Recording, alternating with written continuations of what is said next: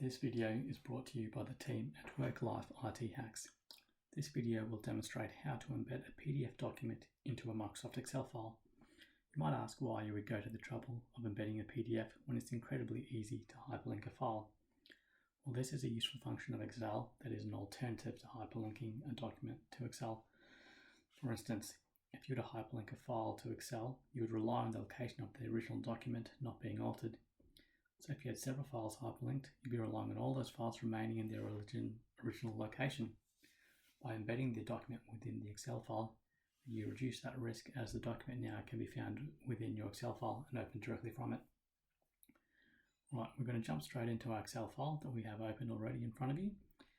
The embedding function is found within the Insert tab, which is the logical place to find it. However, the next part is using the Insert Object button, which is a little harder to find. Over here at the right hand side, it's nestled into the Insert Text function.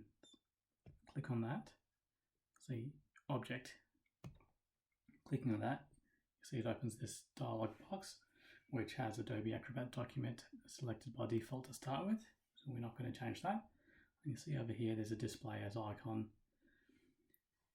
option. We're going to leave that unticked. Okay, it'll bring open Explorer to select your file. I've got one demonstration PDF already ready to go. When you hit open, you'll notice that it will open your PDF straight away. And you'll see here that I've got page 1 and page 2 for this demonstration. So I'm going to go ahead and close this.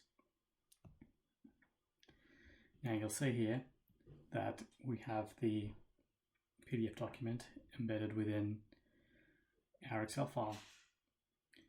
Now you can obviously tell that it is incredibly hard to read. You can zoom in to read the text, but that's not what you want to be doing. And you'll also note that you can only see one page, and the document had 2 pages.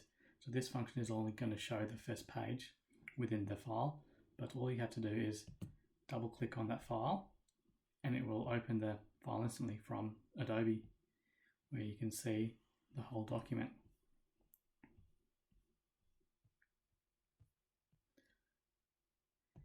If you found this instructional video helpful, please subscribe to the channel, as there are a great many more time-saving functions coming soon. Thanks.